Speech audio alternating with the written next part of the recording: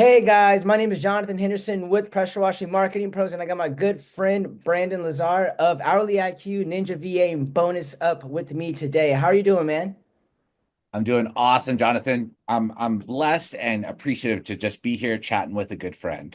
Yeah, man. Yeah, I know we have a lot to catch up on. Last time we saw each other was at the huge convention, so I know that was about almost a year ago though, but it was good catching up. It was good, doing all of that and seeing what you're doing with your businesses like Hourly IQ. Because what we're going to talk about today, guys, is we're going to just talk about um, a myriad of topics in sense, like just how guys have capacity limits. We're going to talk about some VA stuff too with your Ninja VA as well, and just best practices for virtual assistants. But we're going to talk about how techs can make more without changing the team, building systems around insights, right? We're going to talk about, the myth of being fully booked out in that sense. And so we're going to talk about all of these different things today because I feel like a lot of guys, especially Brandon, we're coming off the busy season. Because if you guys don't know, Yes. Brandon used to run A plus gutter and window cleaning. So it was a seven-figure exterior cleaning company. So guys, he has the experience, right? He knows what he's been doing. You've been in the industry for 15 years. So I know that all the insights, all the things that you want to look at, definitely, I know you have experience. And I know, guys, I'm talking a lot. I just got to introduce him the right way in that sense. But yeah, Brandon, like I said, once again, happy to have you on. Yeah, thanks for having me. And yeah, to kind of start with my backstory. So yeah, for a decade and a half, I started with humble beginnings, man. Like it was a friend's mom's borrowed minivan with a ladder strapped on top. We didn't even have roof racks. And it was a bunch of postcards that we photocopied at his church. And Hmm. that got us in business. And then we scaled that business up to the point of 3 locations, Hmm. 15 work vans out in the field. And Hmm. get this, we would go from 2 technicians in February to 32 technicians by May every single year. That was our standard hiring trend. So to say it was chaotic was even an understatement, I would say. Uh-huh. And then rewind back 2 years in 2023, I exited from that company. Hmm. And yeah, now I'm kind of devoting my life to building out tools and solutions that I wish I had when I was in the trench fighting the good fight. Yeah, no, of course, and I always hear it all the time because one thing that we're going to talk about is, without I really want to focus on when I reached out to you to, to talk today was about like hourly IQ and how some of the big things that you're doing on there and all the data and all the insights. Because I think a lot of guys, especially as we talked about coming off that busy season, and I hear with our clients, they're like, "Oh man, I'm booked out like 6 to 8 weeks," and I'm like, "Are you truly booked out to six to 8 weeks? Are you scheduling the right way?" So the first thing I want to go ahead and talk to you about right now, man, is gonna end up being like, why do most exterior cleaning business owners say like I'm booked out 2 weeks? And like what is almost always wrong? Because I know you guys have like a lot of data with hourly IQ when you see that stuff. Like why are guys getting booked out more than 2 weeks? Because that's not a good thing. Like when guys are booked out five, Yeah. 6 weeks, like what do you see as the most common problem for that? Yeah, so like I think high level, I always like to speak from like the 30,000 foot Yeah, perspective. yeah. High level, we are all in the convenience game. Whether you push a paintbrush, a squeegee, a pressure washing wand, it doesn't matter. You're in the convenience game. So when Hmm. your customer, Mrs. Smith, say, calls in, she just wants this thing off her list. And then she wants to go on about her day, right? She doesn't want to make a hobby out of trying to find a service provider to come to her home, Hmm. right? So I would say if you're booking over 2.5, 3 weeks, you're no longer fulfilling on that promise, right? So it's not like a boast, it's not a brag to say I'm 3 months booked out because you're making it real easy for the next guy to come in, swoop in, and take over your territory. And so when you say convenient, like of course people like have the convenience, but they want convenience. Like even us with ChatGPT, all of this, we want the answer immediately, right? But what do you think Mhm. is why guys get booked out 6 weeks? You know what I mean? Is it because they're not hiring Yeah. the right people? Is it because, like you said, convenience of their own schedule in that sense, right? To where it's like I only want to do 3 jobs a day. Like, what do you usually see in the insights that you have at hourly IQ about why most guys are always booked out 6 to 8 weeks or whatever Yeah. it is? Well, I mean, speaking from the position of doing that 2 technician in February to 32 technician by May, what Yeah. I learned was these businesses often aren't just seasonal, they're Mhm. hyper seasonal. Yeah. So if you don't have that ability to quickly expand your personnel count and then contract back down to stay lean in the slower times, Hmm. then you get to that point where all of a sudden you get inundated with demand and you're stuck there with your three or four technicians, whatever it is, and you Hmm. can only fill them so For much. And yourself. then it just keeps building on itself and the problem progresses. Hmm. And I think oftentimes what the operator that maybe lacks experience will do is they'll just pick up the tool and they'll go fight the Good production fight. fight Yeah. versus going to go post ads, hold more interviews, hire for more positions, and actually deal with the root of the issue. So I think largely speaking, that's kind of the sentiment and how it comes to be quite an issue, quite a problem. And then again, you're not protecting your client base, you're not protecting your position, you're making it really easy for competition if you can't entertain your clients. No, definitely. And so you bring up a good point. So a lot of guys will listen to this right now and say, man, how'd you go from two guys to 30 guys? And then you go back to two guys. Like, are these temporary workers? Are these part-time guys? Like, can you Yeah. go ahead and elaborate on that a little more? Because even I find that a little bit interesting as well. Yeah, it was insane. Like I was sprouting gray hairs at probably like 28 years old. But no, like at the end of the day, because especially like something like window cleaning is so like spring oriented, it's like synonymous. You Mhm. get to that point where you got to make hay while the sun shines, and we would actually get to the point where we do half our year's revenue in May and June combined. Those 2 months, we do half our annual revenue. So our hiring curve was really steep to try and meet that demand coming off of the slow season. Mhm. And really, what we kind of found to be a successful avatar for that was college students who are Mhm. going on summer break anyways, and Mhm. they're looking for something that's kind of part-time, relatively temporary. Yeah. And really, what that meant for us then is we had to develop the systems in order to bring that person who's got a good attitude, maybe some related work experience, but maybe not specifically in our field. We had to bring them up to the point where they're proficient as quickly as possible so that they could help us to fight that fight. Yeah, no, of course, man. So that's actually a good thing. I know that in a junk removal business I used to be a part owner of in that sense, and I sold my stake in that about 2, 3 years ago. We would always find temporary guys that were like personal trainers, right? So like they still like Yeah. out in, they still like to go ahead and move stuff. And so we would get personal trainers, we would get people like at restaurants, you know what I mean? Because like waiters usually don't make enough sometimes as well, right? And Yeah. but our best ones were personal trainers. Those guys love to get out there, love to get fit and do all of that stuff. But you bring up a very good point about that, about the temp, about the college students, all of that. And that brings me to my next thing about when it comes to hiring is that I know that hourly IQ definitely helps people look at these type of, the myth of being booked out, but also like capacity awareness. I know for the tool that you Yeah. have, hourly IQ, you guys have like a capacity tool as well. And so, like, what are 2 or 3 indicators that you usually commonly see that you're not actually maxed out, even if your week looks full, right? So, like, even if somebody's week looks completely full, what are some like metrics that, exterior cleaning business owners should be looking at to just verify if they're actually fully booked out or if they're not, or if they're at capacity? Like, what are 2 or 3 of those indicators? Yeah. So, am I able to share my screen here? Yeah, you can go ahead and share your screen. Like at the end of the day, depending on the size of your team, you have a set amount of revenue that you can produce, which is what we're referring to when we say capacity, Mhm. right?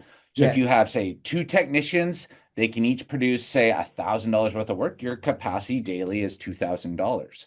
Now, Hmm. what's important is that you maximize that opportunity of your capacity because if you only book $1,000 and half filled those technicians' schedule for that day, that Hmm. other $1,000 of opportunity revenue is just gone forever, right? So it's really important to maximize. It's also important for your technicians because if you're letting them go at lunchtime every day because you don't have any more work booked for them, or on the flip side, you're having them stay late till like 7, 8 p.m. because you overbooked their capacity. This Hmm. stuff can really have an attrition effect on your morale, your culture, your engagement of your crew, right? So it's very important in order to stay in tune with how your bookings are respective to your capacity. And really what Hourly IQ does is it plugs into your CRM, Jobber or House Call Pro, and it pulls the amount of visits and jobs from each day. So Hmm. if you look at this like a calendar, I can see, tomorrow we have $6,800 booked, and it's yellow. Whereas, Wednesday of next week, we're looking really good. We got almost 10 grand. Now, this is obviously an example of a larger company, but Hmm. the idea is the same. And on the right-hand side, it totals off the week. So I know this week is 103% filled.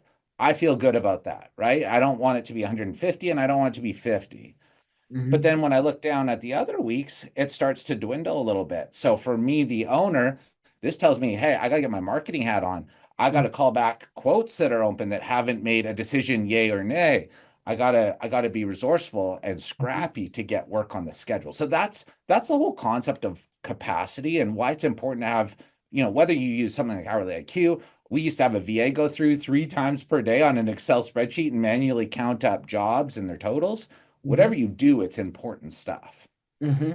So what would you, so like in the two scenarios, I guess you can just give just one for each. Like what would you, so obviously I think you already said one where if you're looking at these numbers and you're seeing that capacity. Now a lot of guys might say, all right, because I do believe in hourly IQ. I know a lot of people like Fred, Christine, like a lot of these people use this tool, right? So I know that this tool definitely works. But what if somebody's listening right now and they're like how do I determine my capacity rate? Like how are you determining the capacity rate, Brandon, in that sense? You know what I mean? Like is that Yeah. just a number? Are you just spilling something out that like what is a Yeah. how are you determining what my business's capacity rate is? Because Yeah. everybody So gets it's it, right? really Yeah, I'm It's sorry. Go yeah, on. it's and it has to do with how you price your jobs, Hmm. and your pricing strategy as part of your brand. Hmm. Like you might be the $99 pressure washing guy, or you might be like the top tier white glove premium provider, right? Those two scenarios is going to impact what your capacity is on a day, right?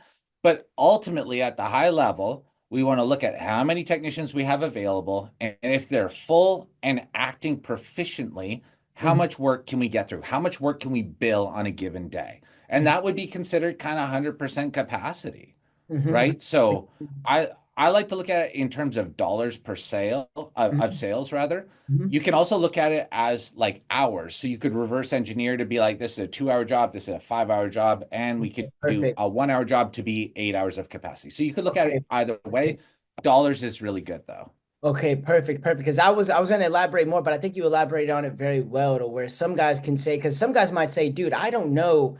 Like some people might just throw out a number and be like, hey man, I want to do 60,000 and my capacity rate then will be 2,000. But they might only Yeah. have like, so they're trying to make 60,000, but they only have like them and another guy. And it's like it's gonna be very difficult for you and another guy to do 60,000. Not impossible. It'll just be very Yeah. difficult. You'll probably have an angry wife.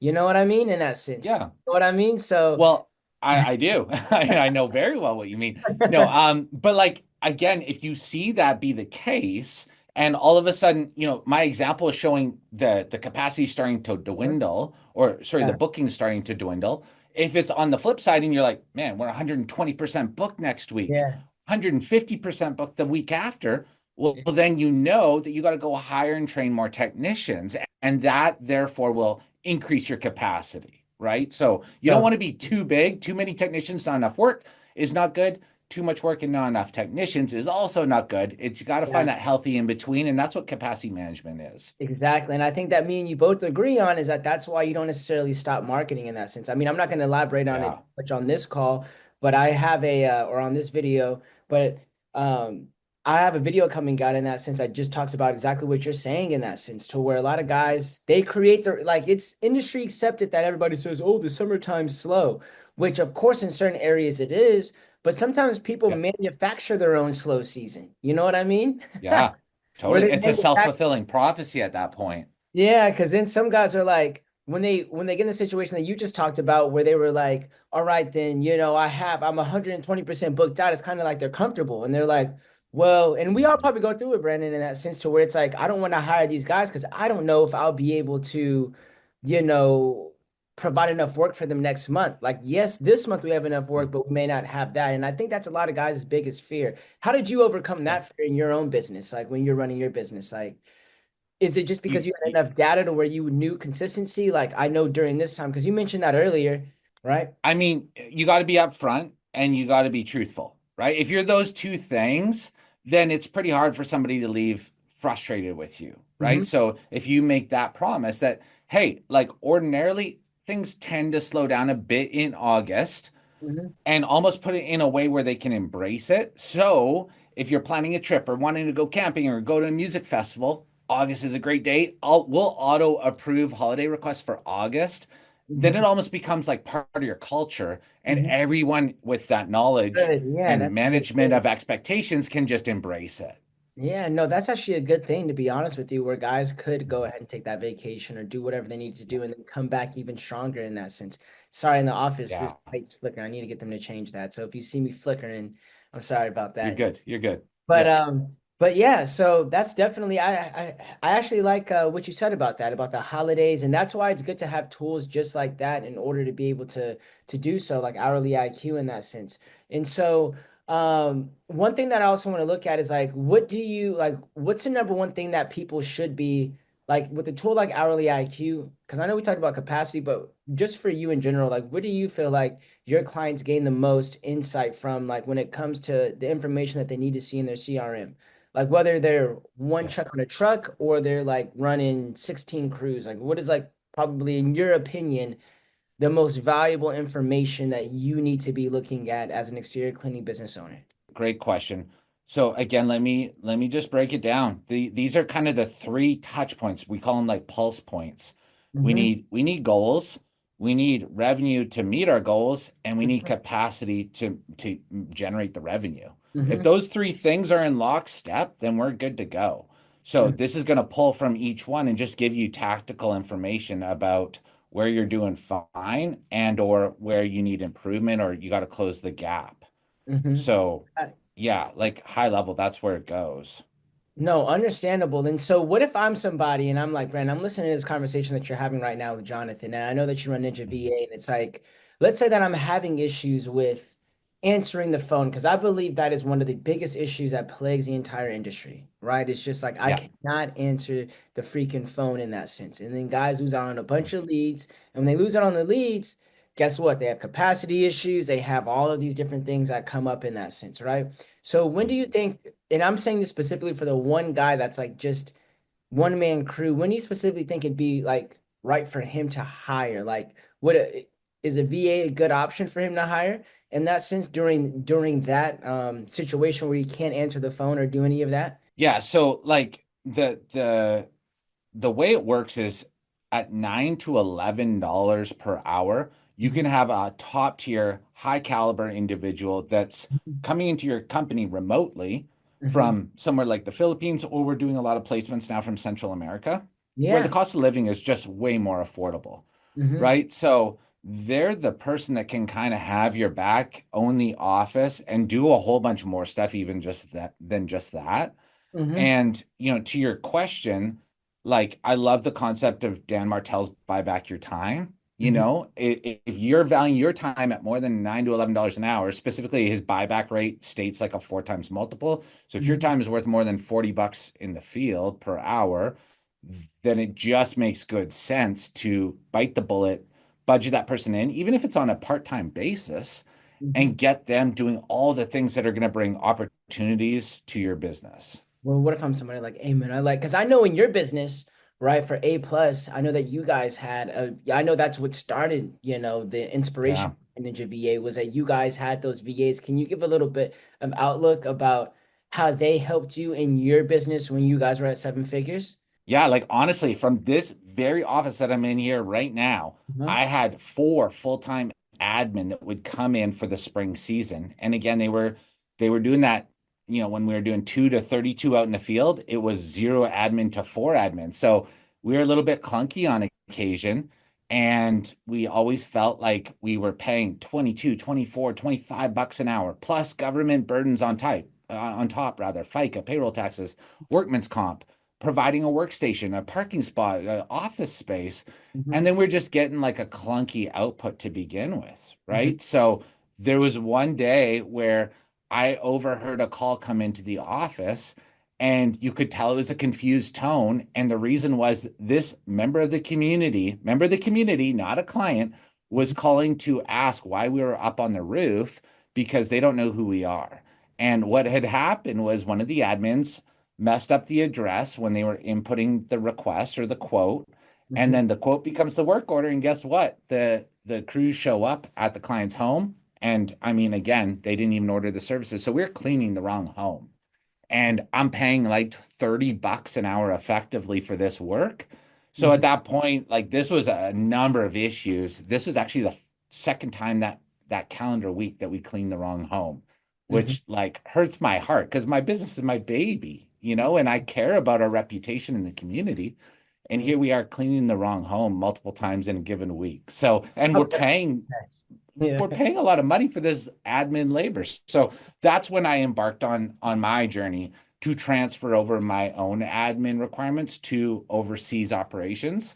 Hmm. And it wasn't all candy canes and rainbows. We had bruised elbows, skinned knees, but we figured out the systems. And then we built out some really cool software that basically makes that really accessible Hmm. to other people in those shoes now.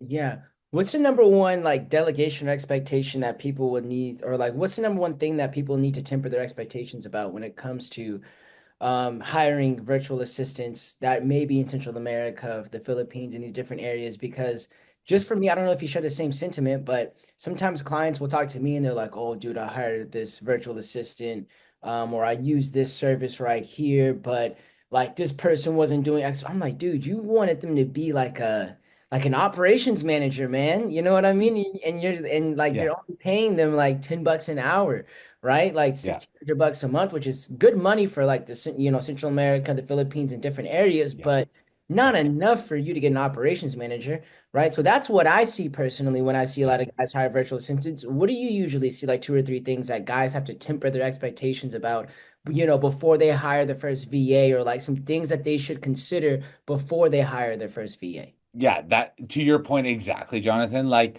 I always say, their blood is still red. Like they're Hmm. still a human. And to have them be like a computer programmer, really outward social and like selling jobs for you and like doing some other system building in your company, like that's just not reasonable for even a domestic hire Yeah, to achieve, exactly. let alone someone overseas, right? So we have to be reasonable. We have to treat them like a human in that you still got to train them. You still got to follow up with them. You still got to hop on, the Zoom call and show them, do a screen share and show them what you're currently doing and kind of narrate the process so that they could create an SOP and then take it off your plate from here on out.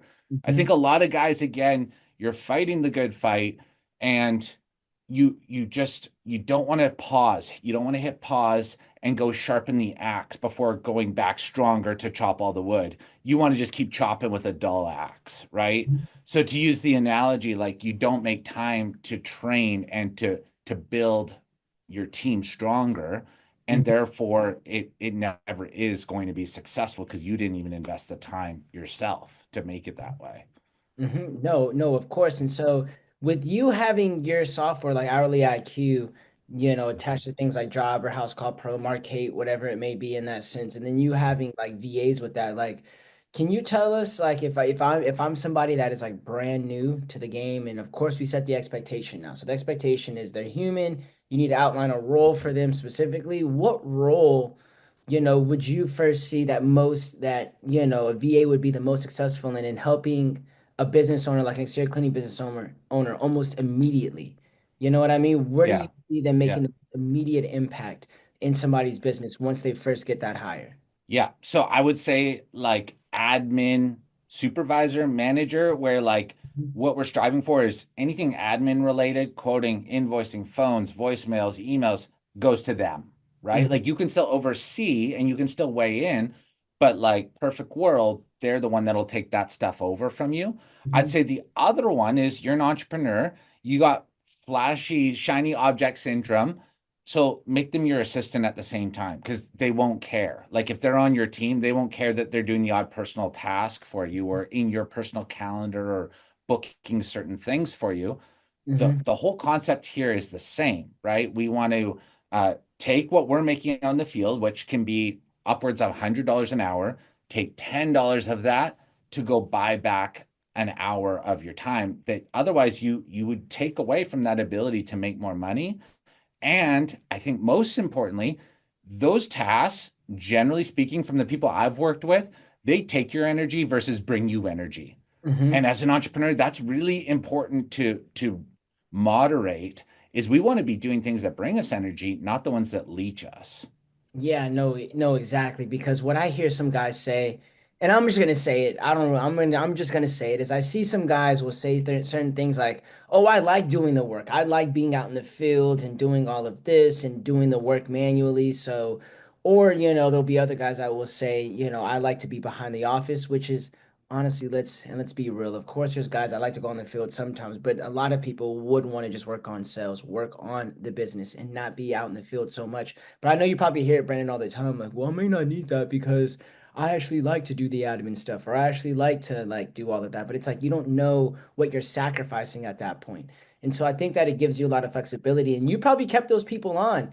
Those virtual assistants that you had, you probably, since they were probably affordable in that sense, you probably didn't have to let them go after, after you're contracting the team. They just stayed there consistently, correct? Yeah, and they would then pivot into make work assignments that make our systems and our processes stronger and allow us to handle the volume of the busy season better, right? Uh-huh. So every year as we're going through the season, everything that's clunky or broken, Hmm. we would have a Google Doc going of like, hey, we need this system built in the off season. It's non-existent and it's causing a lot of stress. Hmm. And then sure enough, December, January, when it's quiet then they could move into that role. And honestly, that's when the business actually grows is the off season, not when you're already busy Oh my flying by the seat of your pants, goodness. just trying to make things happen. And that's not when your business is growing. That's when you're driving the vehicle you built and maintained in the off season.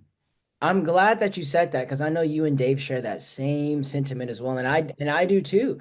Because at that Yeah. point, whenever you're looking at it, guys will just kind of like during their off season, they're focusing on the wrong things, right? Oh yeah. Even if they are working, they're trying to either like, how can I get more? And it's like, dude, you can get more jobs in the wintertime, but it's like the same amount of effort that you're putting in to get an extra $5,000 to $10,000 in revenue in this month, you could have just been putting that same exact effort into building the systems, the engine, so that when April does hit, instead of you just extracting like just, 10% more, you're actually multiplying it even more where you're extracting like 50% more, right? So that same effort Yeah. that you're putting in the wintertime to get 5 to 10,000 more dollars, you could be putting that same effort into making your April, May better by like looking at hiring systems and different things like that. You probably agree with that. When it comes Yeah, to yeah. Or worse, they get complacent and they do nothing. They don't yeah, grind to make more revenue and they don't build a business stronger. So then it's just like and they we just just take a got wasted month, time they because you just were take a kicking month up your off. feet. Yeah, they just take a Yeah, month which off, right? don't get me wrong, there's a time and a place for everything, but Hmm. we don't want to go into it with that headspace. I think to your point too, you got to question like what time frame are you in this for? If you're in it for the long haul, then there's certain times to go work in the business and there's certain times to go work on the business. Hmm. And I think it's actually a blessing that we have seasonality as part of many of our industries in Yeah. that it can afford you the opportunity to do both. Exactly, exactly. And I think that's not talked about enough in our industry because I just feel like a lot of I guys are agree. always on this work, work, work, work, work, which of course I believe that there's guys that need to implement Christmas light, because they're in like a Nova Scotia or something where it's like just super cold. You can't do any exterior cleaning during that time frame.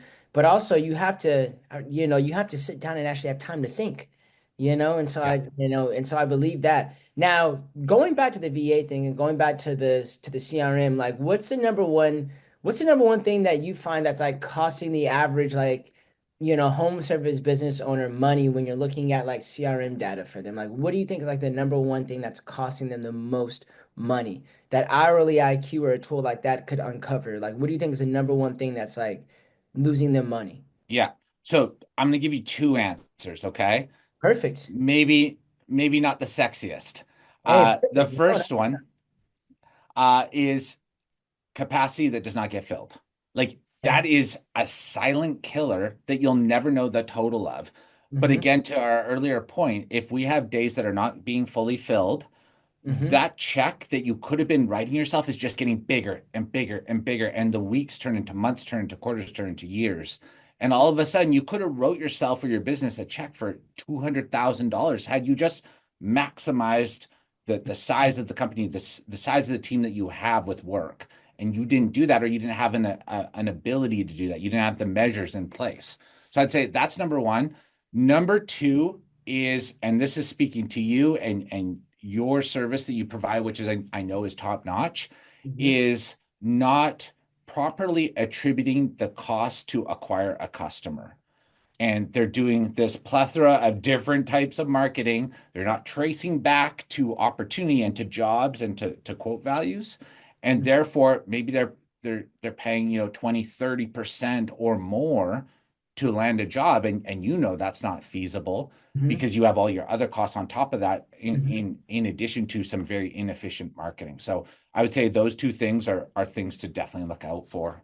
No, you're definitely right. And I guess I'll add one too, where I'll say just like on to highlight the second point that you made about what's the cost, because sometimes, and look, we're not perfect. I'd say that we bat 88 to 90%. You know what I mean? So if we get You 10 you are people, pretty perfect, Jonathan. No, I'm just you kidding. know, we'll knock it out the park for 8 to 9 people, right? If we get 10, and there might be one where we'll just be super honest. We'll be like, man, your area is just like there's nothing that we can do in this area. You're gonna have to either move or you're gonna have Yeah, to, you're gonna have to market way differently and do a lot of organic, a lot of networking, and yeah, digital marketing is not gonna necessarily help you in this capacity. But yes, you are right about that, about like some sources, because I see some guys where they'll be like, well, this guy's cheaper. I'm like, well, look, man, you're paying $250 a lead off Google. Like, who would do that? $250 a lead off Google in that sense. You know what I mean? And to pay that, and then it's like for a like how much profit are you making off of that? And so like even if we're more expensive, it's like you're saving like you know how much you're saving like $2,500 just in lead cost. You know what I mean? By switching that. And people don't yeah. look at the customer lifetime value either, right? Hmm. And that's the next thing I was gonna say is that like they don't look at like did this customer like you okay, it cost you $100 to acquire, maybe you're like, oh, that's actually kind of bad because this one time they did the job, but it's like, did you look that they bought four more times in that sense? You know? Yeah, So and referred their friends and family members, and then got a quote for another one of your services later on. exactly. And so like just having Yeah, that referral program, referral tracking in that sense, and that's why I think like a tool like this could be good. Are there any kind of like do you believe yourself, like do you see any differences in scheduling issues between like one truck operators and then like three plus truck businesses? Like do they have like any difference of like scheduling issues, or are they pretty much like the same? yeah. No, I would say the worst spot to be is with just a single truck operation. Uh-huh. And there's a couple reasons for this, and I think they're fairly easily understood. Number one, you have no insulation value, right? So if something happens to that truck, you're or it gets stuck in traffic or like mechanically or whatever, like it doesn't matter. Your entire business now suffers, right? Whereas as soon as you have two, you can bump and shuffle and pivot just a little bit. And it almost comes with like an implied level of like insurance. Mm-hmm. um, I would say one of the most important things that I learned when I had my own home service business is that the route density and the routing logic is very important, right? You don't want crews crisscrossing throughout the day or going to an area, coming back, and then going further. So having a system where you can kind of break that apart. And what we actually did in my business is we broke the neighborhoods in our territory down as if they were like airport codes. So Oh, each okay. one had a four-digit acronym. So Upper Sahali was UPSA. Aberdeen was ABRD. So then when we were looking at the month view of our jobber calendar, I could just at a glance see like, okay, this crew starts here, then they go here, then they come back to the shop. Good. And then when a new opportunity came in, I knew where we could find capacity and where it made sense to book. And when you do those two things, then you don't have crews that are just stuck in traffic or stuck driving the entire day, and they're able to bring in the most amount of revenue for your company. Mm-hmm. That brings me to you, because you make some good points, and that brings me to another point where it's like route optimization, right? So like a Yeah. tool like this maybe be able to help with route optimization in that sense. But I kind of look at it because I'll talk to guys and they'll be like, hey man, like I'll be like, hey, so like what's your service area for what we're gonna be doing for your marketing? And they'll be like, oh man, I'll go an hour away here. This one, like, would you go an hour away for a driveway cleaning? Like your lowest ticket service? Well, no, I wouldn't. You know what I mean? I was telling them, well, yeah. Hmm.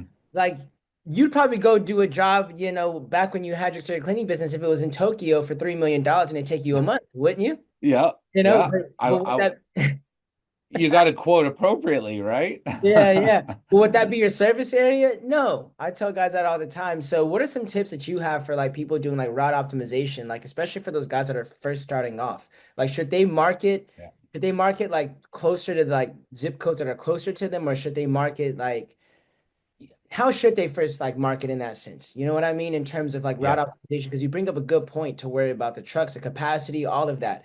If they're really booked out, should they try to get jobs that are closer to them? Like, how does route optimization play a role in terms of capacity? If that makes sense, man, I Yeah. hope that makes sense. Yeah. And I get it in the early days. Sometimes we're just trying to get any opportunity we can. So it becomes like taunting almost to be like, well, I could go just that much further. And well, they requested this. And then you kind of get pulled in all different directions. Now, this is all under the assumption that you're blessed to be in an industry that does have recurring services, right? Because if Mhm. you're a painting company, you Oh, don't one quite time, get as much of this, right? one hitter. Whereas you might get referrals, but a homeowner only needs their home painted so many times in a decade, right? Mhm. So assuming you are blessed to be in a recurring industry, you got to start tight and you want to like own that turf.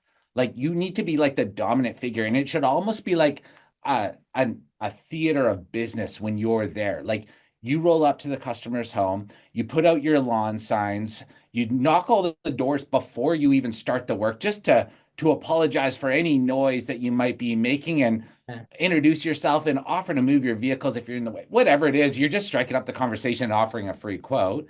And, Exactly. from there, we could have a sandwich board right by the truck, and all of our employees are professionally dressed. And, even past that, I've seen some people, well, they'll actually pre-knock the neighborhood of where they have a job booked for next week, Oh, and they can refer to that job as like an anchor job because everyone knows Bob and Susie or whatever it is.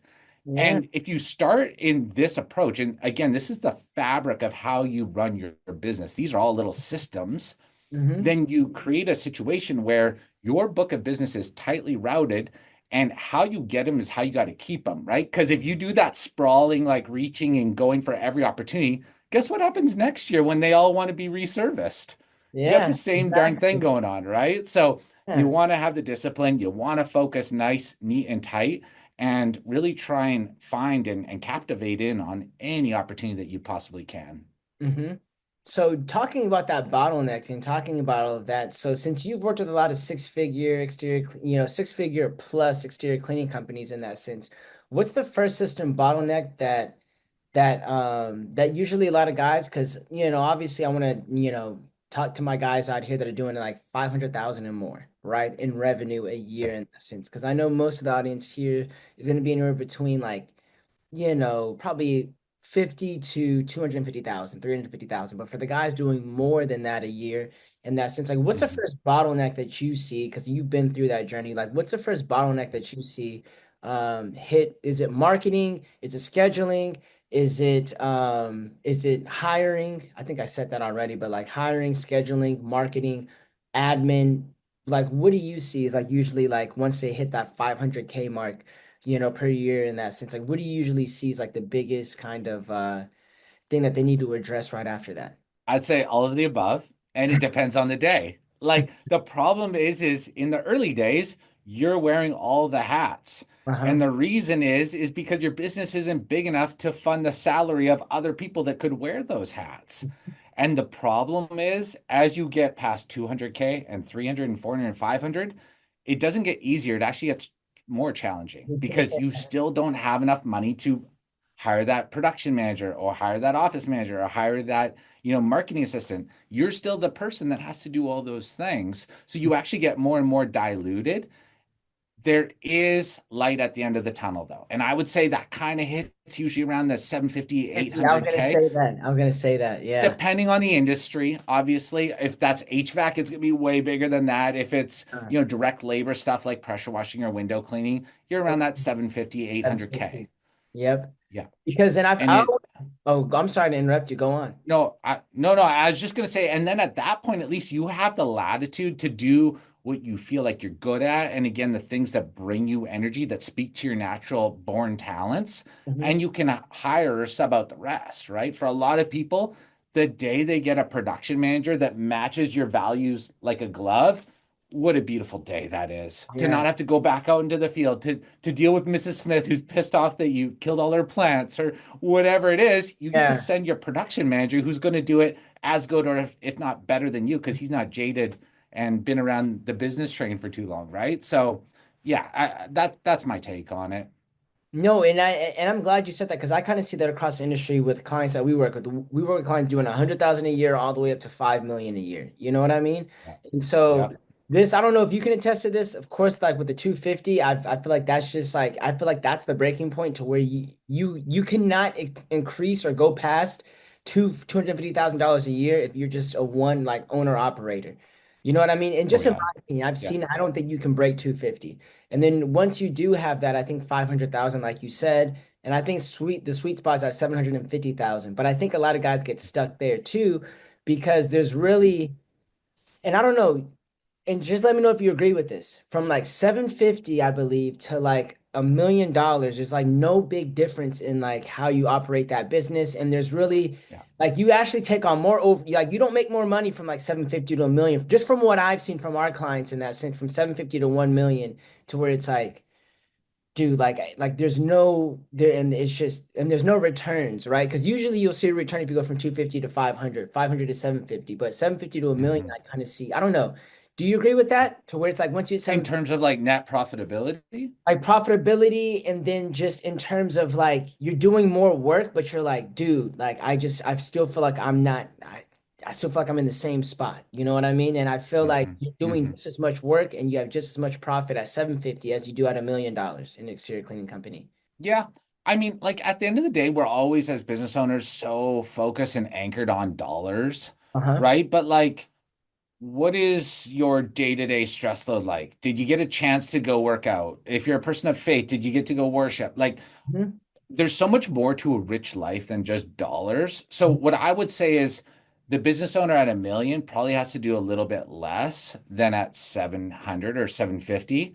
And Mhm. I'd like to still think that they can make more money too, but also to like strive for just a rich life on a variety of different parameters, I think is always important for us to keep in mind as well. Because like the way you construct it is up to you, Mhm.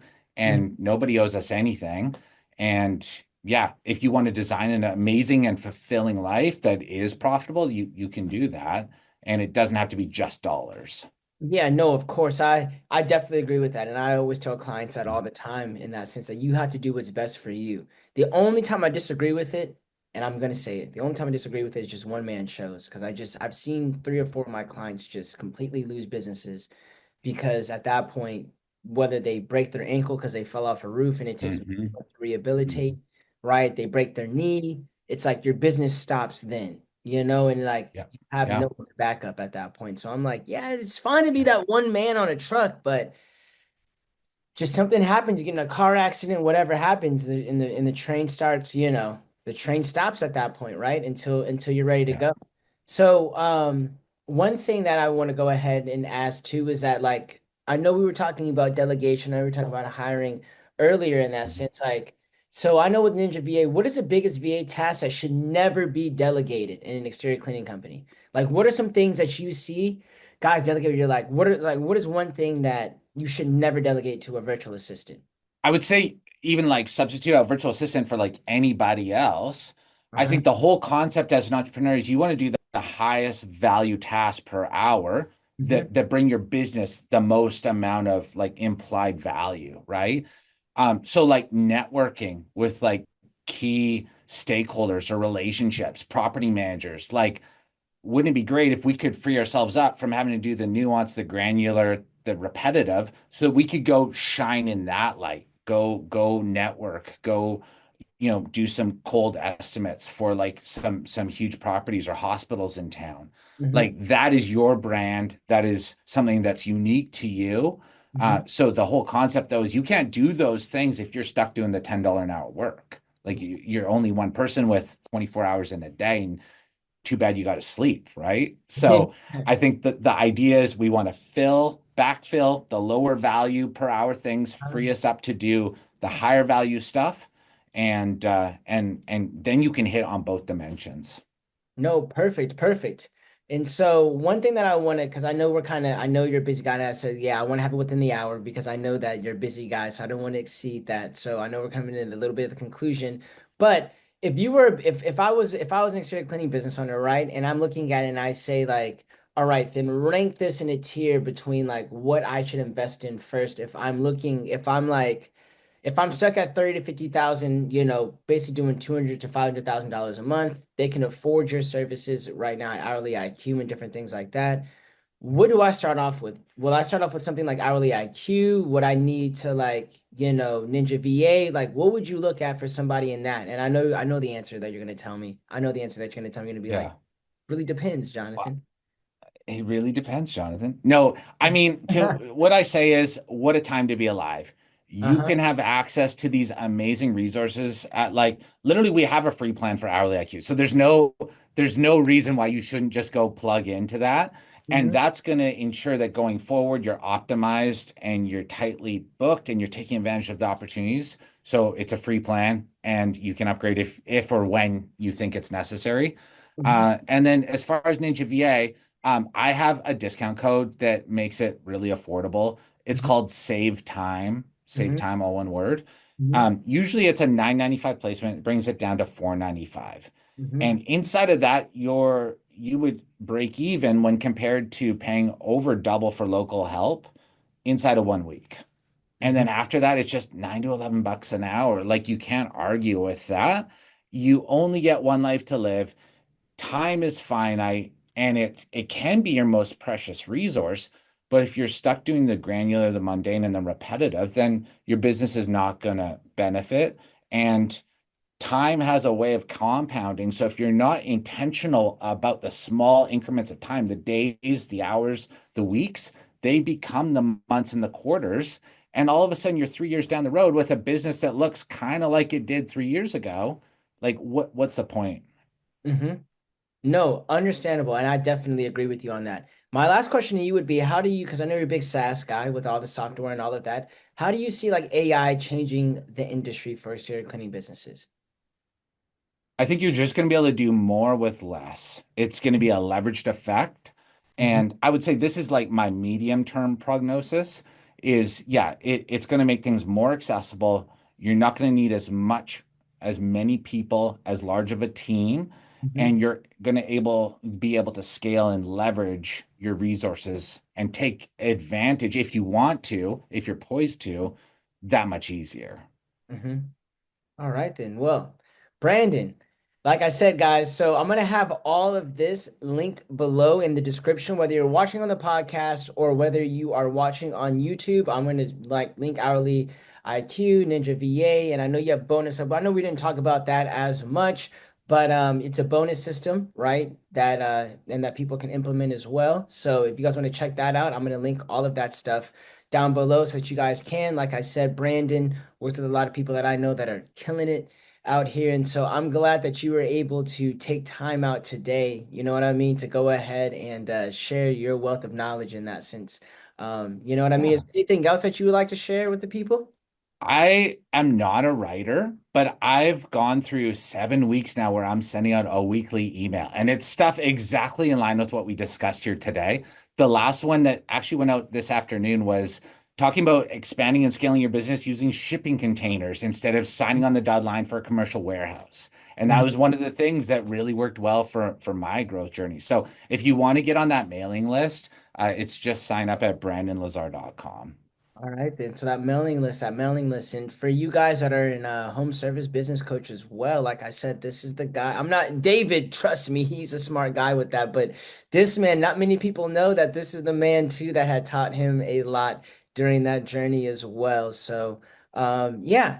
So, like I said, guys, we'll have that in the description. If you guys have any questions, concerns, thoughts, or comments, please leave them in the comment below, and we'll definitely see you guys in the next one. Thank you so much once again, Brandon. Awesome. Thank you, Jonathan.